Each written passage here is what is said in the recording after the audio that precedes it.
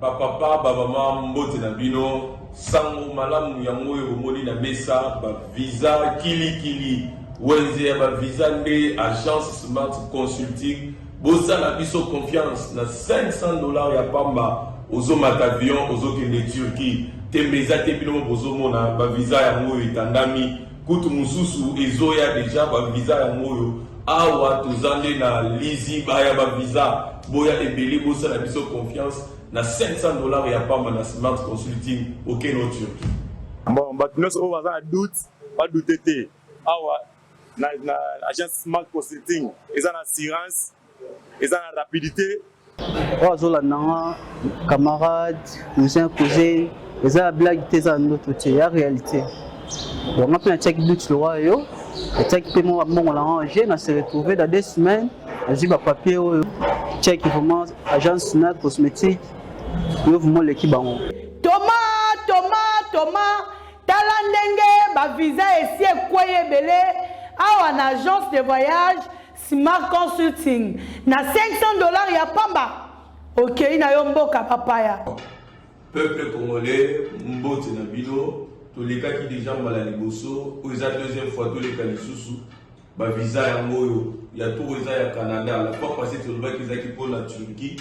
Les lots yango ils à Canada $500 ya pamba ozo voyager ozo ke le Canada tourna yo pe ezali les Canadiens Smart Consulting tous en au grand Willery $500 ya pamba au voyager OK na yo Canada OK kotanga to OK tourisme tous zela yo boya et belé na $500 ya pamba bokei na bino na Canada. Merci biso to kolembate kolobati Agence de voyage à l'Okuta, Bakopakata Mbangu, Smart Consulting, Bazabana, Smart Consulting. Merci. Vendredi, Malam, on a vu nos Congolais de père et de mère, Congolais d'un seul côté. Vendredi 12 août 2022, République démocratique du Congo, héritage à la famille Tshisekedi, à la famille Kaboulote, et à la famille Bembate, à la famille Fayoul, et à la famille Kaboun de République démocratique du Congo. Héritage ya ba congolais nyonso vendredi za clôture ya semaine maramba kolobezali ebele par rapport à l'actualité nyonso leki na semaine dossier ya Kabun to kolobelango ba dossier nyonso pena to kolobelango vendredi oyo tokobeta appelé solo ya visite ya secrétaire d'état américain na République démocratique du Congo mais aussi na Rwanda boyo qui est condamné le gouvernement rwandais na appui na ye wazo komema na maboko na sima ba M23 ba condamné aussi pendant les solos obeta ba quelque part ba congolais ba soutenir ba FDLR ou ba sali ba rebelle rwandais ou ba tungisaka gouvernement rwandais mais depuis un certain temps ba rebelle wala ba tungisaka gouvernement rwandais te ba to ba Kinshasa lecture ni bomoni ya tata moko non mais daka kongo akota na akota pesa sika tout ça lecture ni bomoni ya ba ya tata moko zekola ke ko pesa mbote na soso ba bengi bana king. Association est gérée Kinshasa 12 ans, dans 18 ans, Kabila est géré André Kimbuta, Azali Moko, il y a Banakin, bah gérer Ango. Bah ça dit bah preuve la bango na gestion. Malamu to mabe ngana ko sala commentaire. Mais comment na batu ya bongo, bah le kalususu baza zinga tata mo conseil ko ba kino bino bo moni yango nini. Bomoni yango ndenge ni to ko beta le solo yango, il y a pas mal de sujets à vendredi, antenne un certain moment à calibre, na ebite ceux qui ba autoriser surtout ata ba appel misatu.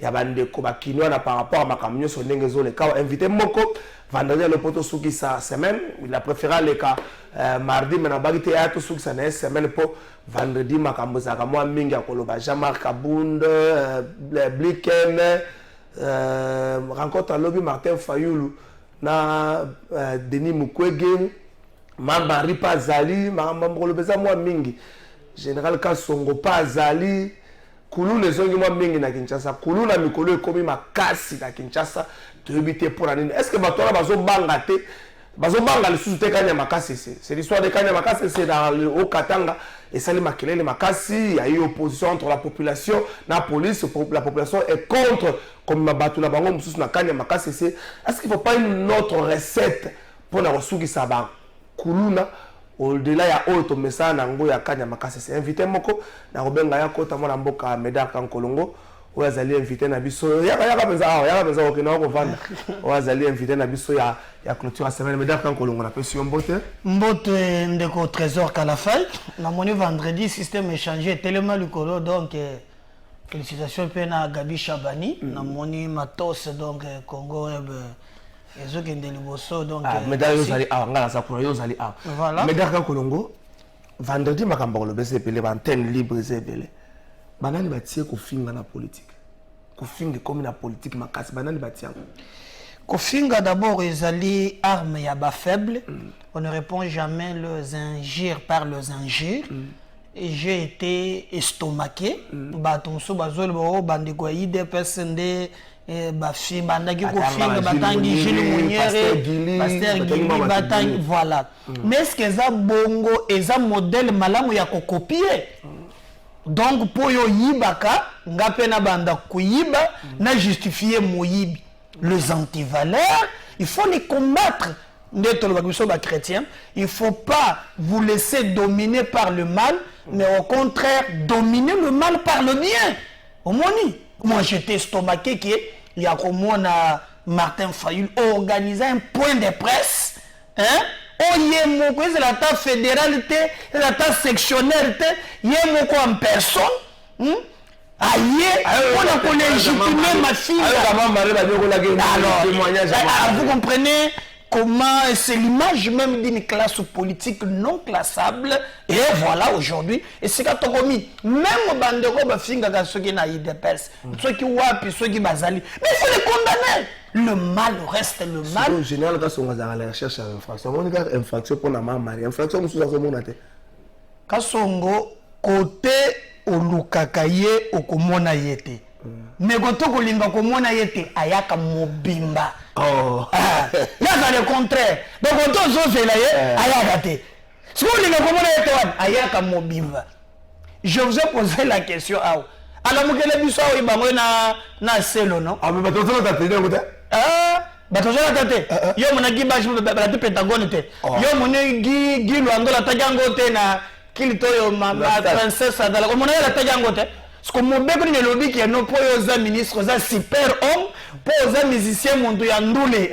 aux super homme ce que batu mususu ne batu pas quel est ça la loi ezali loi moko impersonnelle donc la loi il faut prendre batu nyonso et d'abord on a dit ça que yo mikolo ngana tanga makambo ya mobeko ya droit njulu asibiso que non le droit constitutionnel a été réglé pour na batu nyonso bazala ndenge moko na mobeko et régler notre vivre ensemble ce qu'on appelle la juridicisation de la vie politique parce qu'on dit que babi ezali et le pego ngala za mokonzi nana mibeko na ngate biso nyonso yo la mona zo maîtriser moi droit ngo bien to fanda na biso bebi association bana kini oza makuda motemo na bande kimbuta baka mwebele webiango ndeko na ngale bakitata mo kozaleka ki samedi tango se visiter Kinshasa ko talekela webi association omoni ngai na yebisaki yo ke ngana ko pesi segeli maboko po totonga Congo mais babiloko mususu wana manabetaka mabako mingi neti loko vraiment ibimisa kimbuta hein tala yo moko kishenda teka no kimbombolo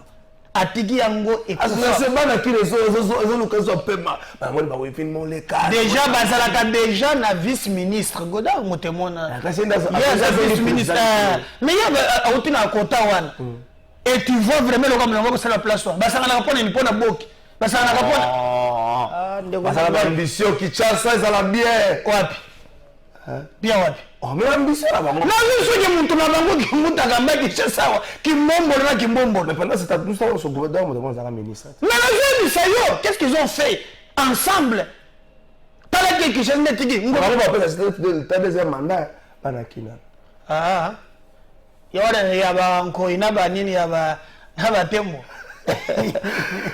lega na couleur no mone saka boki na boki so le kina couleur na ba mais ba pe su Congo tango d'abord l'identité bokomi mwana kin et ça imagine boki et ça imagine papa na ngai na robi kana fait discuter na ba fête mutu nyonso azwa avenue du stade hein ata place bakomi osho bakomi mwana kin tala na seneniza boki ambiance Les bruits. Mais le siège de Bangote. Ah, papa. Yo, par exemple, le plateau de vérité. Na wana, kuzuna banin. Après ça, siège na yote. C'est l'image que ça donne. Ambiance, c'est l'ambiance. Merci pour comprendre. Ambiance, c'est une émission pour aller le toquer la régie. Ajeko, ya mwana mboka Jacques Calvin Mboues, l'œil et l'oreille du peuple, nasima réaction, nasima ya communication, ya kambi, ya validé réunion sacrée. Mwana mboka Jacques Calvin Mboues. Mais abato Jacques Calvin Mboues, naobi makambo sur le manakisha, ça pose makambo sur le wanga sur ango wana, ça biscuit émission. Mbongo ya ba plaque zo kendwa. Après ko ba. On va jeter la bateau moto. Mais na moni voka ba contraquer bango hier, mais na moni ba bandita. Te maison que d'abord ya liboso, o bazo ki pona parking. Hein? Et mon anité. Ah, itonga parking na bandal, hein? Pona Kinshasa mobimba, il faut tonga na bandal. Kamwa ko emba saliwan. Pona Kinshasa mobimba. Na la kisekio awa, pas moins de 40 000 $ par jour. Au sali yango les mois. Et que what? Il faut comprendre mboka ngote comment to yaga na TV to yaga mikolo nyonso toujours tanda même na ba monta même ba yo jour ka besoin tikate. Ce que je pose la question, mongo yo mozo teke la bato moto ba plaque là déjà combien 33 $. Betelanda au-delà de 100 000 motos cause la ba combien? Mais nous sommes au-delà. Cet argent là est au kende wapi? Dans la République moko. Et ce sont ces types là, comme on n'a pas besoin d'un concert, ajoute un disque à batou. Quand on le matin, on a le moudimba. Tout le pays n'a nous monate. C'est là. Gondé à l'obligation que tu peux faire la combo, il y a batou bazo yibambongo, na ba cimetière. Au salaire qui dit, on a fait ça comme bon, bongo oi. Non, moi, il y a Kinshasa. Omwana ngombe ngezali na tuni bana kisabo tuna gode ayelisa biso momo ya parking aka matepe liste ngo ndotika na tombe ya Tshisekedi ayelisa biso marché central mais ba travail kana fa lelo yo zara travailler bana chaque jour na yad soki na ye vendredi e bandaki soki na ye e bandaki na plateau na yo après nous la soki boni. Bon, maintenant, qui nous explique traçabilité parce que au moins hier, on appelle ça l'argent des contribuables congolais. Ngaïpe, Nazana lettre, pour la Godin Poyi, Nagendo Kogende Tina Maroc, quand il a payé Mukanda ya Mobutu. Dans l'Assemblée provinciale de Kinshasa, na ba député, na bureau na yango, ba kotika biso, to comme on a passé. C'est inadmissible. 33 $, je fais nombre de motos. Et ça va. Mais il faut que le combien va foutre, combien va foutre. Dans ce document pour aller, l'enfant dossier de l'Union Sacrée Jean-Pierre Bemba, chaque réunion de l'Union Sacrée Jean-Pierre Bemba a un document, Asimba Europe Boy, alors bagaté. Maintenant, vous avez un document, même la mère même a un document, Jean-Pierre Bemba Simba document, mais tout n'est jamais même un Yenda Zaka, secrétaire. Il y a une temps où on a un secret kumaka to ende ya na ba élément ya kopesa bato Jacques Calvin Mboues na Jeko ba réagir après communication ya bande ko union sacrée Jacques Calvin Mboues to kozona na semaine prochaine pour te décortiquer makambo lobby te décortiquer par actualité to na régie na ba élection té to ke na ba élection na mikolo o eslongo banité biso étant que l'œil et l'oreille du peuple tant to analyser maloba nyonso balobi tolobi ezali ba théâtre politique balingi ko distraire biso yango tolobi tobenga peuple lokola tozali parti politique ezali parmi bandingisa na biso to mission ya parti politique ya kosala ba remarque ya ko renoncer ya ko tombola likam o ya malamu pona mboka pe ko pesa makanisi ya malamu tina bomoni biso lelo awa tobengani ba membre ya bureau politique o ezali lisanga ya ba nationaliste. Parce que kozala membre na kati ya Jeko ezali kondima ko continuer bitumba oyo balumumba batikaki Kwame Nkrumah atikaki Mandela atikaki Thomas Sankara atikaki Mzee Laurent Désiré Kabila atikaki ndetina bomoni bato batondi na lopango oyo toye pona kolobela yango to tombola vote sa peuple afongola miso tango ya kokosa biso esi eleki tozali kozela ba élection tolingi bandeko o bazali ko souffrir na Bunagana botala bana ya mike ba mineur lelo o M23 akomi kozwa bango na makasi akotisa bango bakende koyokola kosima manduki oyo ezali crime contre l'humanité. Tokoki kokanga minoko te nde tolobi lokola tondima kokufa mpo na ekolo, tondima kolobela ekolo, tosengi na paa mokonzi ya mboka soki azali kokoka te atika na ye bokonzi.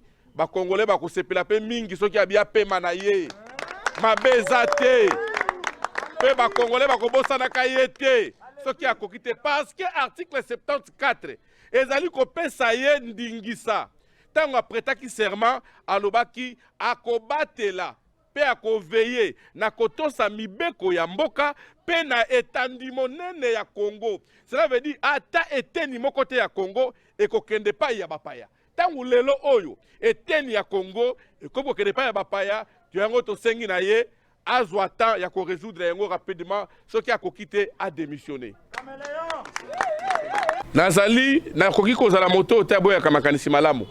Nazali pe na souhait pe tozali kosouhaite to bituma ya bamama oyo moni bakati mimbongo na bango batata oyo bakimi misala baye awa po bayebi ke este ezali l'insécurité, bayebi ke peuple azali kosouffrir yango moni baye. Me nga nakoki koboya te kopesa chance ke kimi ezonga na este me na nsima ya baaméricain te ndeko na ngai.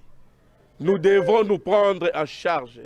Nous avons tozali na responsabilité biso ya kopesa kimia na este. Kimia na este ko ute seka mosusu te e ko uta na parlement oyo, na parlement na biso. Nde seka kimia na este ko ute. Ko souhaiter to bituma ba mama oyo moni bakati mimbongo na bango, batata oyo bakimi misala baye awa po bayebi ke este ezali l'insécurité. Bayebi ke peuple azali ko souffrir yango moni baye. Me nga nakoki koboya te kopesa chance ke kimia ezonga na este me na nsima ya baaméricain te ndeko na ngai. Nous devons nous prendre en charge. Nous avons tozali na responsabilité biso ya kopesa kimia na este. Kimia na este ko ute seka mosusu te e ko uta na parlement oyo, na parlement na biso. Nde seka kimia na este ko ute. E ko uta na Amérique te. Parce que ye wana Amérique a uti ko signer embargo contre biso. Bateke la biso monduki te, to sima monduki te. Na bituma na este to ko bundela banzata fufu. Loba. Alors, moto ya bongo bolobi soki aye awa na koyi moto malamu. Tango ye aye, est-ce que azo penser que le Congo est toujours en embargo? Pour nani alobi te que bon lokola boza na embargo, pour ba adversaire ba banga pe bino to longola kasi embargo. Mais non. O ezali ba politique ya théâtre dilatoire pour na ko distraire peuple congolais. Biso to ko kanga misu te. Toko bele la bango balobaka na lingala omoni ndoki belela ezali makambo ya mawa moto lokola secrétaire wana ye batie ba photo na bisika nyonso. Est-ce que tant président na bisaka na États-Unis bataka ba photo pour na nini boka o ezanga lokumu boye ezanga dignité? Non non non. Congo ekiti na semingi, Congo ekiti na semingi. Congo o Lumumba tikaki yango te, o Kimbangu atikaki yango te, o Muzi atikaki yango te. Nous devons tout récupérer pour que ce Congo ici quand même. Extraire mokonzi mboka. Par preuve, au Moni a na Rwanda 48 heures, à Salaki en Afrique du Sud 48 heures, mais à Sali 4 heures du temps. Et un message diplomatique. Bateau bayebi diplomatie. Tant moto azali na temps ko vanda mingi pa na bilote c'est kayebi ke bozana kati ya insécurité. Ba yebi insécurité o biso tozana yango. Ba yebi ndenga ba infiltrer biso. Yango abangi moya la mikolo mingi awa ezalité. Et moto ya bongo boko ko pesa sport na ye.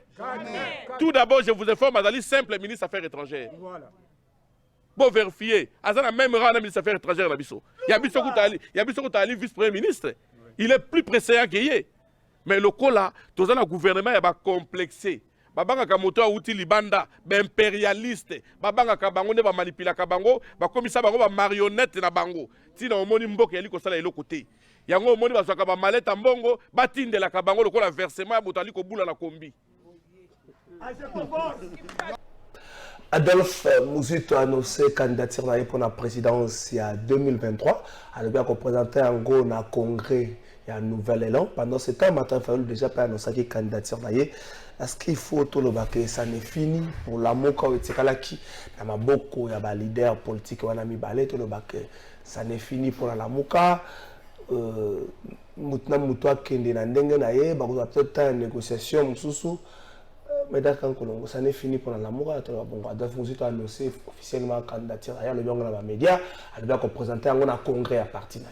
Bon, écoutez, Kalafaï Trésor, moi je pense que Naïbisa qui peuple congolais, que le plateforme, les politiciens, basali ko basculer en tenant compte il y a intérêt na bango. Mais le plus malheureux, ezali bato basali ko manipuler butu na moi. Yo okokaki kondimate ke na mboka oyo tokoki pe komona un jour fait cesser babomi ya mboka. Or baya kosala bloc na bando ya Fayulu. Il faut que nous IDPS. Exactement. Au compte du matin que fait cesser batumba batu na permanence ya IDP. Ba kalisina batu. Un jour on nous a dit Betela fait cesser Maboko. Exactement. Betela fait cesser Maboko. Exactement.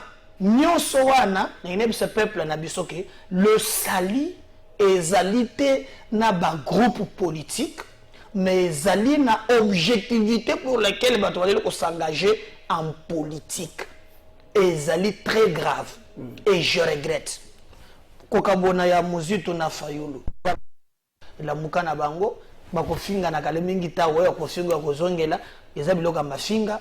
Moi j'observe yo somona muzitu na pratique moko ya battaque direct sur les gens somona ngona Adolphe muzitu te muzitu quand même muzitu ndena monena note hein mais pour moi le biloko nata bolole yo la daga mo lokwana kala fa wa mso yo lo baka donc la fa mission des gens ko ya ko la bana c'est vérité yo donc yo go c'est dans émission yo c'est la vérité so ko mi ko bo bana ki chafa bolole o teno mo lokwana yebi bolole bana kala te mais nazolo bagina na finga bato bolole.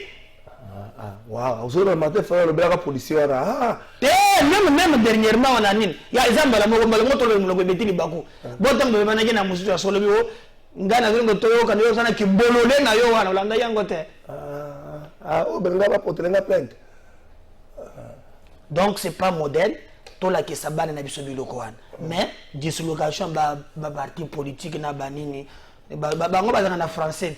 Ozana mboka mokote so balengi basala magambo ba créer ba français cas emblématique sikoyo sikoyo comprendre ça dit tout dans la âge le ba mama ba collègue Maria cas emblématique troïka stratégique taux d'inflation, consensus, plan Marshall. Donc, ça va nous le donc, si on dit français, magasi wana, il y a un génome que ça n'a assez. Donc, il y a stabilité des cadres macroéconomiques. Donc, so betukuna, on dit, cas emblématique. Mais qu'est-ce qui se passe ici? Alors, donc, on a fait que 5 millions, son français n'est bandit. Il y a 1 million de ma place. Alors, tout ça, la classe politique, il y a Saganate. Baba champion. Baba champion. C'est bon, ça, on se confiance. Le pasteur va t'engager. Le pasteur va comme il va péco. Le pasteur va comme il va sexe, tape dans la mission chrétienne. Politique auto et que je le côté mou. Na comment tu ça va dans le confiance. Vous savez vous ça confier hein. Confier de nani? Ogi nzemba betite ya. Ya singi la guerre. Te nzembo ya bimisio ya. Confier nini o ya singi la guerre. Confier lo mide ya mo. On nzemba sala ya IGF mbonga etongi banini na somi banini Espagne. Mbonga sa jeu c'est to na ye o blo ya zana ngona zyo ngo wapi? Ba zela bia. Comment il va vivre quand nini? Oh, attends on va discuter. C'est pour dem abatex ba discuter. Ba nyonso wana bazombo mambok na félicité ye. Ah OK. Na c'est pona nini wana patriotique wana. Très bien. Mais ba oye bazo yiba wana nde ba grand prêtre pa na bango. Nde ba mwaka ka bango mutu na moyi. Omoni bango nde bazo encourager bango. Toza le seul pays au monde où grand prêtre oyo landa banzembo na bango nyonso mabanga du début jusqu'à la fin nazoyebisa yo ke landa banzembo na bango kala fai du début jusqu'à la fin ngai nazosepela ke biso nyonso tokóma na éveil nayebisa ngo na émission oyo okozala union sacrée okozala FCC okozala lamuka mais yeba ke le mal reste le mal il faut le combattre na camp politique nyonso yo ozali. Sans ce moment-là, tu comprends que tu es un vrai patriote. C'est bien que tu es ce Congo. Kabila Kozo Moussolo, Raïs, Nambatoulaye. Les lots, même dans le régime à Tshisekedi, Mingi Bazali. Ndeko, yo yambanga na tanga bangote. Ebele Bazali. Nako pesa zela kalafai zela malamu kutu bakango pona cause juste ke bakango pona buzoba ce pays tokotika yango te na maboko ya ces criminels politiques et économiques nako pesa ndingisa est-ce que zo yeba ke na likambo ya TVA taxe sur la valeur ajoutée oyeli ke banda Matata Azalaka Mujutu premier ministre na taxe wana l'état congolais aliko bungisa lelo 1 milliard de dollars nani batikele kwa bolira ngo tilelo te na baminier voilà na baminier à 16% voilà 16%. Na baminier na batu mususu Matata azwa ordonnance moko alobaki. En tout cas, l'État a causé un makokite, il y a ceux qui ont récupéré Mbongo, a foutu Batouane. Et en contrepartie, a exonéré Bango, a foutu TVA. Il y a certains produits foutu TVA, farine de blé, sucre. Exactement. Nous, on est minier. Outa, Mozito. TV bana mususu bana matata nazo bisayo ta ya zalika matata muntu a signé yango mais musu a pensé quelque profil na yango matata je crois na tenga téléphone na kotangelo na na décision wana ilelo na kambu ya TVA et nous demandons ça malukonde ayebisa biso nini ezali koleka wana za moyini ya mibale kala fai na tombé na dossier moko boye ya Vodacom. Je autant que 5 éléments na kozo bela autant la réseau ba. Papa na ngai na zo ebisa yo ayende ngai awa ko poursuivre yo. D'ailleurs émission de sur chaque jour ba ko poursuivre. Ba peso ko émission que non, ce gars yé bangisa ka bolo. Na zo biso makambu, je te vraiment ni libota. Oui, c'est makambu ya protéger. Ngai na raconter biloko bazana machine moko zela na kozo la saline. Il y a encore à boire à manger dans ce peu de éléments qui sont voilà, il y a mis ça, ça va élément dans le ministre. Il y a un peu de choses qui ont été na kusenga ba pesa. Ba pesa zo téléphone. Non, comment na sana ngona chongo na chongo na ngaba. Tu t'autorises au compte après 4 pesa zo téléphone wapi. Ozo mona ezali wana. Mais avant ba pesa ngai na kozo troisième dossier. Oyo komona ezali ya grave et ezali où j'interpelle le président de la République. Hein? Voilà. Hein? Président de la République, na makambozole kana kasumbalesa na sakanya. Makambozole kana kasumbalesa na sakanya. Na Jordan na banda sakanya. Poyo kobangi sana joute wa kanganga. Sakanya bien, na kanga. Voilà. Ezali na ba proche ya président. Pour singa bazali ba proche ya président. Le bana so ya ba triste ba lusa le ngoto yo ba. Sakanya makambozole kakuna. Bato moko bazobongisa voilà bazobongisa frontière wana onde basalaka pe na Matadi no Matadi bapesa pe ya Joana na chinois moko akoma Simon chinois longo yingo hong chinois akomi Simon oya zwaka nini na Matadi wana maintenant cette fois-ci bato ko pesa pe ba chinois mususu voilà comme Pierre Théo voilà. Qu'est-ce qui se passe là-bas? Tant d'informations comme Lingai, balobi que na misala bango basali est tombé dans les 109 millions quelques. Voilà, $, travaux basali, on peut ça bango. Voilà, mais en contrepartie, balobi que les Chinois bakozwa ba bénéfice l'État faut zone de $1 milliard. De 109 millions, 1 milliard. À 1 milliard. Ouais, mais Tandis que, oui, ça n'a pas clause. Tandis que, le même misala, baselango na kasumbale, ça n'a pas tout moussous, va dépenser 100 millions, va intérêt et les kiata, va sur 50 000 quelques. Mais na wanga mwakuna, oye moussous, ezali, vous payez 100 millions, vous besoin 1 milliard. Maintenant, quel est le comble? Et ça n'a pas tout ça va minérer. Comme les Chinois sont là, bah quand tu vois la gango butu, bah on va jouer ça kuna minérer pour bimaka. Mais c'est le président de la République Tinda ni batu na yo bakende ba vérifier le kamunazo bisayo ba ye bisayo ni le ko kana sakanya yo vérifier ndeko na ni na tindi ba président Tinda batu.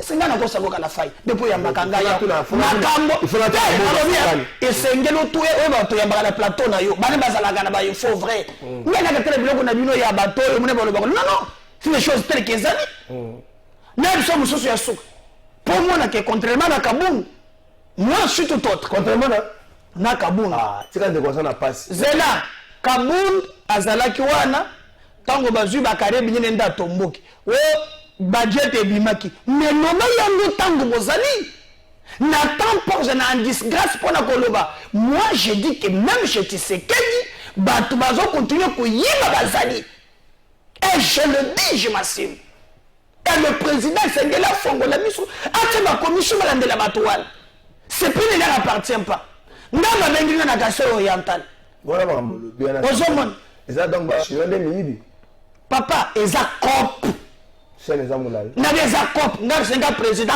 ba enquêter dans dossier ya Sakanya donc il a compris qu'est-ce qui se passe là notre njibata les mêmes pratiques qu'on a combattu na Kabila qu'on a dénoncé nous n'allons pas accepter que et continuer sous forme ya bantu mususu ça passera pas ndeko na chité na Yasuka mais Yasuka wezani président Kendepe na niveau ya Kasso oriental commission na zo 5 ba ebisinga na assassin société moko boza il paraît aussi que quand le même groupe combien 5 millions de dollars ba musolo bimi kuna on m'a expliqué ba cheki soki tander ba tellement monde de zo yoka que ba enquêter donc nous ne disons pas attends makambo kabundo lobeki ko batu bazui bambo akosi na nyonso te il a dit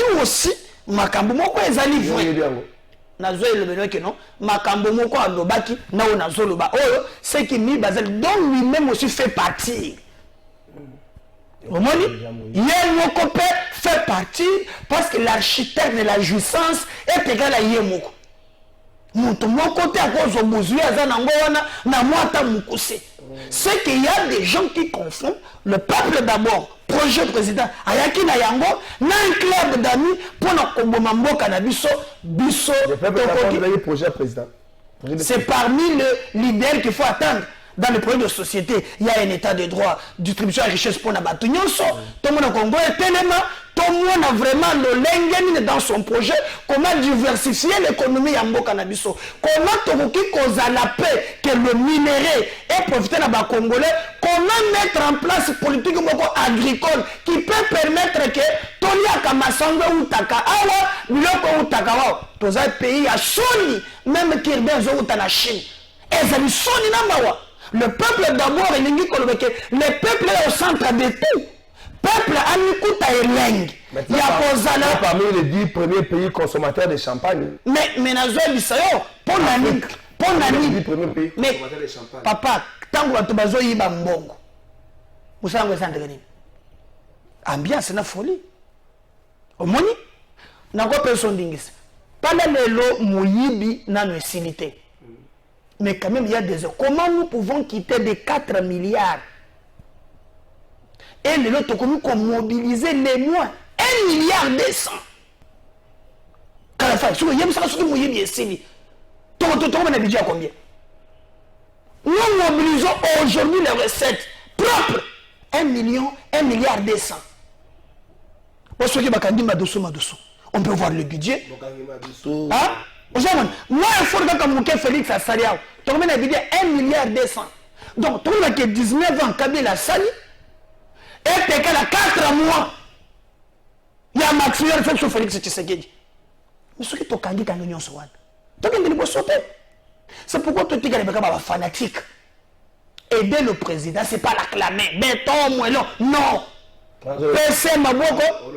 Bon, nous sommes là, béton à moellon, dans le bango. Béton à béton, moellon, wana kuto vrai msana yango wana we umuna sali wana ndi yango wana msana ye malamu we bi malamu yango wana yomona ka tous les temps na ba concert vrai msana yango wana ozomona na zo so vérité msana ya malonga yango wana omoni.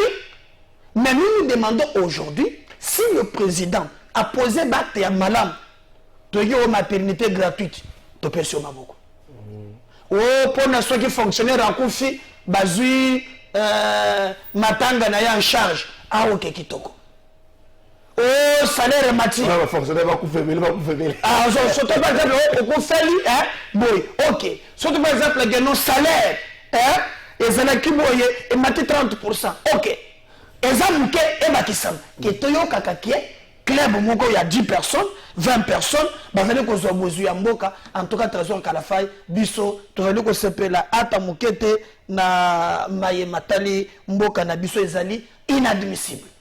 Inadmissible. Il y a beaucoup de dossiers, je vais d'abord te montrer pour na moni o chakingai mvuyawa ozokata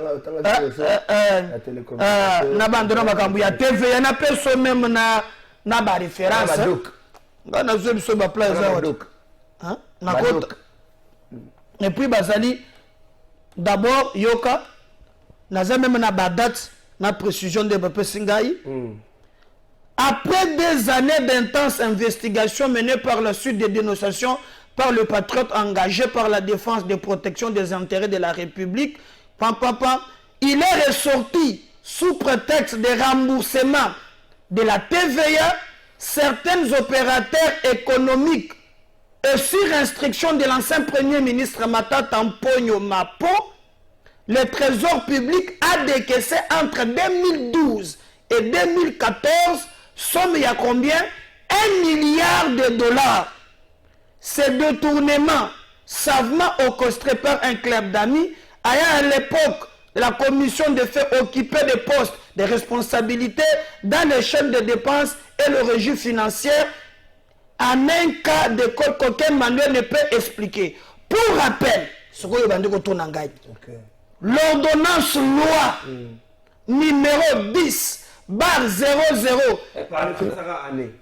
2010 portant instruction de la taxe sur la valeur ajoutée a été ratifiée par la loi numéro du 25 juin 2011. Le décret loi du 1er 2011 signé par le premier ministre Adolphe Muzitu contresigné par le ministre des Finances Matata Mponyo avait pris le mesure d'application de la dite ordonnance loi.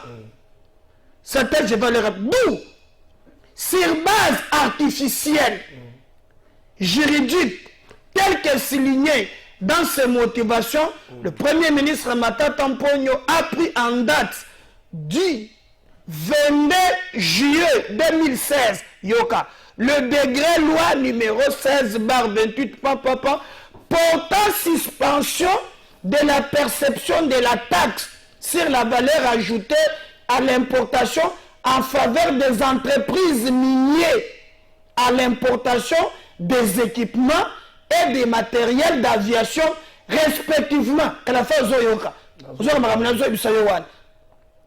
De 12 mois pour le premier et 3 ans pour le second, au motif de réduire l'ampleur des demandes de remboursement des crédits de valeur ajoutée.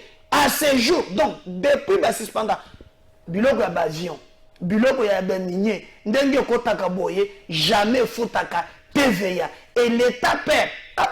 Depuis un long moment. Quelle transaction avec le minier? Et je peux te montrer que le 1 milliard qu'on perd, matata c'est longo na ye, frata sami bebe anga abolir yangote. Nane jena nga bino ye, babolir yangote. Sama soki, même na sama musolo soki na ko bim. Même babolir décret oyote. bon faut d'accord ba réseau ya bato ce que monique na personne ba ordonnance o monique mboka ngo hein il y a un groupe alors ce que tout le monde go to so ke ezo e banate 1 milliard le mois to ngo ndengene ba plan ça ouais okomona ngo yo moko tanga ki réseau ya bato compagnie téléphonique à bato zela kala nakotanga bato bitangela te bango balinga bakoma bonjour de votre trésor pardon tu es là ngai président Médard le loi bazo critiquer Jean-Marc Abound oui c'est bien bongo yemoko président Médard na président Mbosso c'est le temps à dénoncer baye batikali bozo zela bakende po bo dénoncer merci Jean Ushinga depuis limité mais ça a démission te ni peut faut que la kangai depuis o yamba kangai yao ngai sina ko tele mo yibi anyo sacré mokoloni tangi message ante alors mais faut ba to musuba comprendre makambo so ngai mo yibi aza mo yibi sikoyo batindeli ngai nini oyo on vérifier uti kala fai na zoebisa yo et utume na police judiciaire balobi boy. La société Vodacom qui avait importé en 2021 un appareil dénommé Data Center Fusion Module 1000B se présentant sous forme d'une combinaison de machines a pour tromper la vigilance des douaniers déclaré par le biais de son commissionnaire en douane Connex Africa RDC comme étant de divers appareils évaporation pour rafraîchissement de l'air couvert par DBL biloko na bango technique dont 9 conteneurs avec 2 factures pourtant curieusement kalafa yoka un même numéro pour une valeur totale de 4 938 574 dollars américains. Pire encore, une remise lui a été accordée par le vendeur Huawei jusqu'à 41%, ramenant le montant de facture à 2 895 000 dollars, ce qui a poussé les douaniers à saisir le 25 conteneurs. Le contrôle de la véracité et l'exactitude de l'espèce de la valeur déclarée du Data Center Fusion double 1000B au regard de la différence doucement commerciaux par les douaniers déterminant la valeur et 56 millions le fonds douanier ainsi constaté sur le PV, ce qui me choque, d'infraction en matière douanière fut établi Basambi Sabango le 3 mars 2021 à 11h30 dans lequel le montant est l'idée les amendes infligées fixées à 132 000 quelque chose. Curieusement, une année après, voilà, le 22 avril 2022 à 11h30, et notre PV fut établi rebattant le montant du contentieux à 4 millions. Donc nous quittons Kounanaba 10 millions. Et ce qui m'étonne, plus grave encore, 2 procès verbaux écartés, remplacés, auditionné qui bango du bosso, bande bazale du bosso zalaki, Mukuna Katumba et Kilufouya Fir, écarté remplacé par Benito Belli, actuel directeur juridique, on ne sait trop comment. Bien que justifier pour ce. Voilà, c'est un gars. Quand on a pièce qu'à la fin, on a un ziongo. Hein? Natangino na batoyo, oyo basambi saki. C'est pour te montrer que ce pays tout en bon ébélé. Si c'est seulement que le. Bafutita? Bafutita? Parce que bafutita dans le ballon, il a 10 millions. La deuxième maintenant, il y a 4 millions. Bato basambi saki tout à liboso.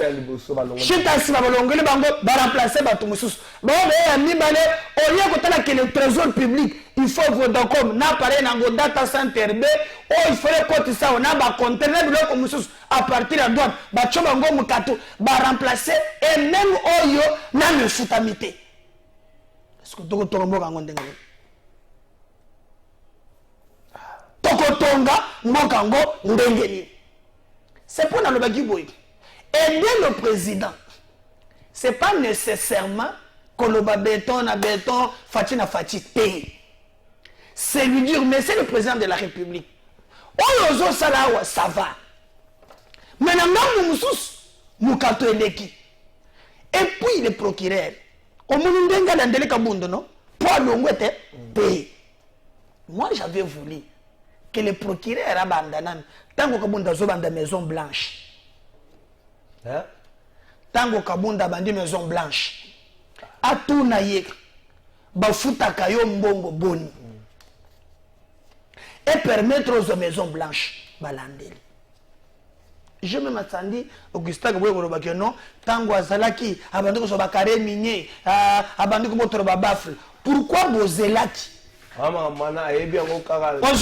Mais pourquoi vous allez que tango kolongwa pour le belayango? Mais moi je suis là. J'ai dit au président. Attention ça. Le ministre bazo critiquer ministre na richissement na opulence mo. So critiquer ministre mo na bato bazala gouvernement. Opulence ministre mo comme so critiquer. Mais so yesa balima pesanga boni ngana yaka mingi na ba donner ngani ngakate. Ça nous a vu quand on est langa ça nous recherche là-bas. Te me po so zali bo telinga mena moni ba misusu ba ko zanga ko zote. Hein? Et belé na critiquer ministre to anyanga kangisanga yo bosani bongo Jean de Sembusi. Na likutu na kwa boloko ko tindela ganga ba tuna na ndako batoka ngayo bosani kala fanya. Hein? Ngai vraiment tumba na ngai na bondeke tumba mboka et puis na bundela batuana ya commerce extérieur c'est pauvre syndicaliste ya ba mécérial taxe la redevance minière na besa dossier na bundela ki bango a dossier ni wan au moins dossier ministère ya recherche ressources hydrauliques et électricité. Oh bah il s'est gagné na secrétariat. Bazo bambaga bataza bof ko takuna ko ma directeur. Vous avez le huissier directeur. Ah bah c'est ngapé le kambongo. C'est pour te montrer que non, on peut aider le président mais différemment na ses petits. Mais Kabondo d'abord na miracle ya komana ngo wana. Webi ki na njuma batumi bale na vie na nga. Nanjima Jubin Piana, na Simo Kimbango. Je vais passer. Je vais gagner le baga Anini, à son professeur Lobby, Bokangelanga ye, Bakanga ye. Yo Motoge Bakaka. Simo Kimbango Lobaki, mais que les oeils le bossawa, Bokomona Montumunda Goma Mundele. Kamunda Gomate?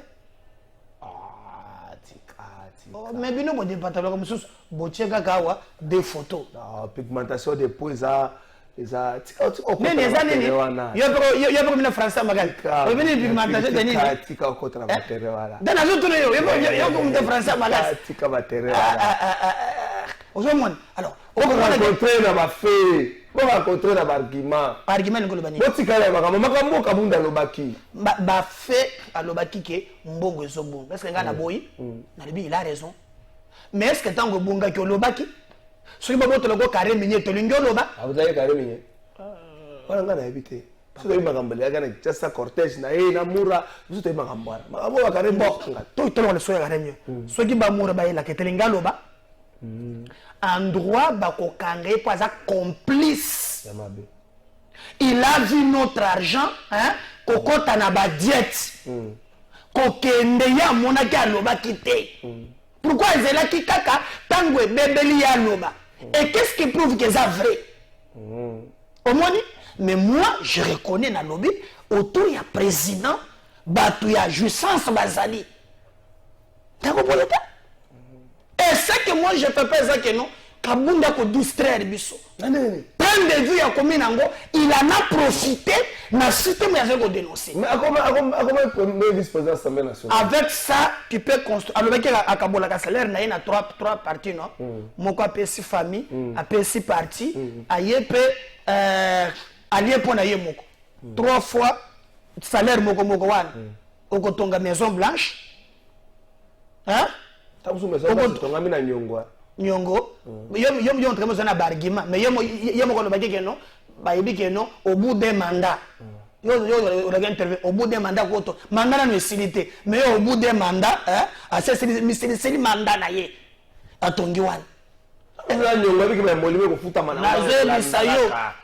il a parlé des salaires. Comment tu parles de Yazunion à Tongi stade quand au bout d'un mandat il y a un salaire à Tongi ba école quand au bout d'un mandat non il y a faut que justice. Oh, il est même maintenant Bazali. Même maintenant Bazali. N'a bisaki yo après na critiquer ba ministre. Parce que ngana bisaki yo keno ministre na biso ya finance Nicolas Kazadi. Il faut expliquer biso.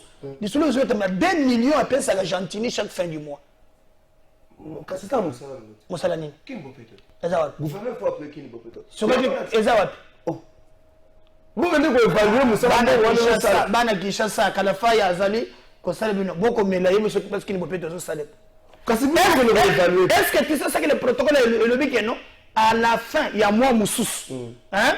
Et c'est Ngeli Bayev, vous m'avez dit non? Sur terrain, oh, salam. Et ça, c'est la map qui ne peut pas être. Donc, il évaluer la commune à Kalam. Pas un pérère. Mais 2 millions de dollars! 2 millions de dollars! Toke na Regina Funda batu toke na Regina Funda batu toke na Funda batu ko funda so yana ngwa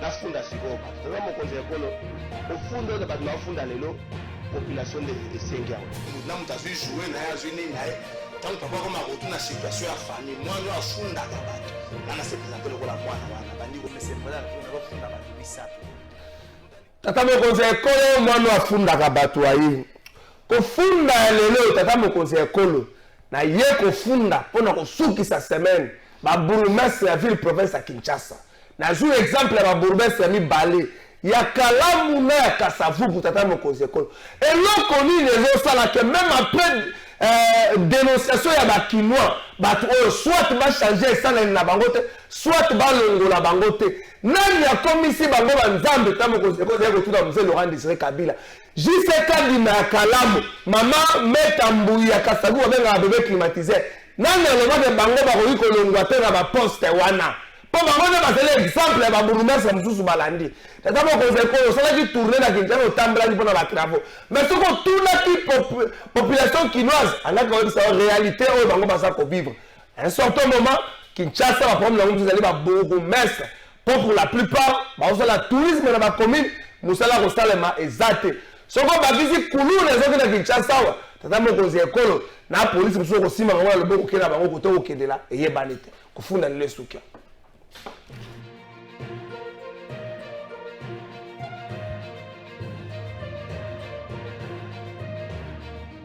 na funda siko batu toka mokonzi ekolo ofunda de batu na funda lelo population de Sengia na mutazu jouer na ya zuni na tant papa comme retourner na situation ya famille moi no afunda ka batu na se présenter le la mwana wana bandi ko mese mwana na funda batu bisato mutali boso na funda ministre du tourisme président de la République ministre du tourisme a outagi semaine touristique na Lualaba. Il semblerait que Mbongo Bimaï kuna pour la semaine on a 3 millions. Il semblerait la confirmer le côté que Mbongo Bimaï kuna 3 millions.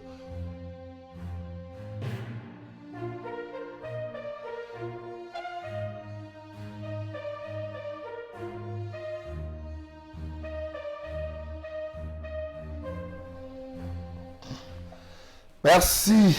Phase de souka émission. Dès que tu as pas combien. N'est pas comme côté là, mais qui te voit que ça comme mois 2 mois 3 et là on a problème la capacité d'été Frédéric et puis bon merci. Mesdames en Colombe. Vous avez un FDC to longo. FDCA. Na Kolongo pour nani je crois que tout ce que ndena ba élection, le système électoral les autres vous avez sous bassin tout est ministre économie. Kulutu nga manyema mkuba na kusalimia. Ministre économie akenda kulutu nga manyema. Mama Adèle ekamba kominière. Eleka kina makolo nae. Oui, mais masolo. Wana on a bolsel on a parti. Bon c'est déjà ah ça non ne communiquez pas. Non.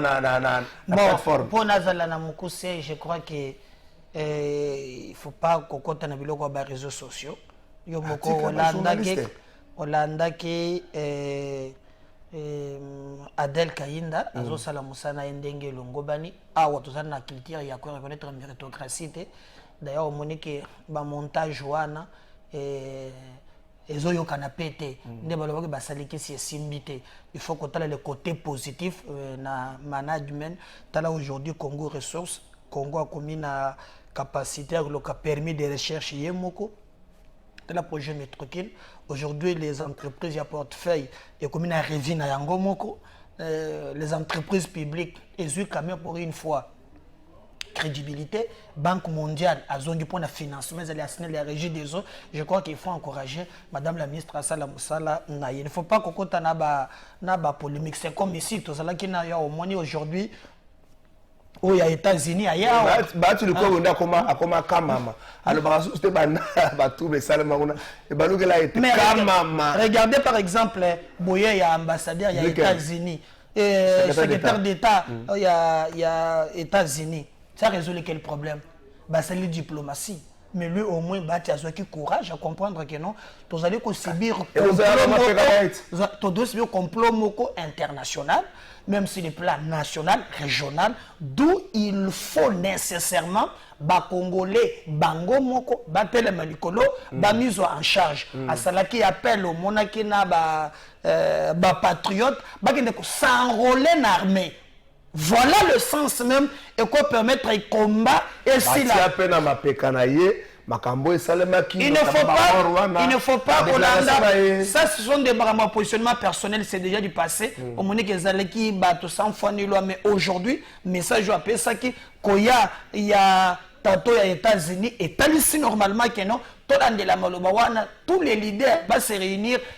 Tinda babilenge ba so rolé l'armée pour être makambo ya mboka na biso et yebana kokendele boso. Le reste ezali ba manipulation ou ezangi mutu na makolo et le message qu'il avait donné aujourd'hui est tellement clair azali visionnaire. Mais na cadre ya kufunda pozo funda ngape na funda je sais pas pourquoi au fundi pe batu ya commune à Kinshasa te burgomestre ozali na ye na yebisa ki yo makambo ya école na biso ki yo ozaka na Tony Mwaba na senga ki yo o même journaliste te quand même ozo travailler na za journaliste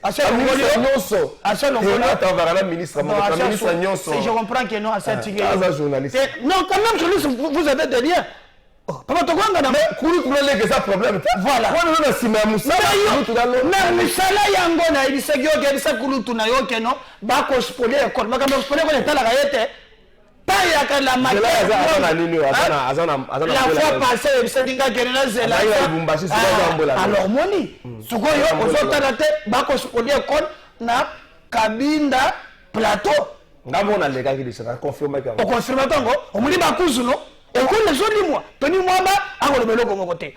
Mais qu'il y a plus grave, au que stade où il y a. Kermesse de la ville. Tozaka kana stade moko. Mais comment on peut dire que ça peut en côté? Donc, le kata di manani no tiki ba tiki wa. C'est que ça peut monter. Ça peut que le tonnerre de l'église on a. Non. Maman ou absolument ça na yeko. Kermesse stade de kaka moko. Donc, on a vacances mana ba beta ba. Tozape na moko ezalaki ya basket awa na kato. Oui, ouais, les espace en vrai. Basi bache bato a bijou. Hein? Bato ni wenza kuna. Alors, monsieur Francis, pesa biso image oyo, bongo na ko yebisa eso ke sana. Pesa biso image wana. Oya lobi na gitambo wana. Mais remaniement ezali hein? Marane balongo. Faut balongo la ministre à pêche élevage il faut longwa. C'est nini? Faut balongo le ministre à transport, Chérébé au pays. Il faut balongo la Tony moi mais non c'est le magambo école pas yate. Agolongo ape. Non c'est Adel Kainda. Teye na mwana masala mwa musala na ye to ngolongo. Ministre de la Finance, moi, je bien. Mais ce qu'on m'a dit, c'est Zobima, toi, entre parenthèses. Nani, ministre a pété moins entreprises. Ou a coûté fois long. Mais ça pété un tic. Pété un tic. Ah, donc. Mais moi, je suis numérique. Cologène. Je suis numérique. On a fait ballon, on a vitesse. na remaniement fo longwa nini oh ministre intérieur aselo wani fo longwa aselo kulune zongi na degré aselo kutambola kaya kolata petagoli tena kokanga yo bazonzela yo yaka fo longola ye fo kolongola kabisha bana peso ta 2 minutes tala image fasi pesa na image lobi na kitambo omoni image wana nani sasa les politiciens les plus populaires à Congo selon Batumsusu selon India Omar les politiciens les plus populaires à Congo yo ndena nani moi Joseph Kabila que ne otala zoa zaki matanga na kitambo abimine ka bo brusquement ba batalandi ba donc ne otala zoa kupela kibokilo wana ndiye ngana legie sona ngana bimiao to bima nayo to bima nayo oui tindela penga caméra okay et puis d'abord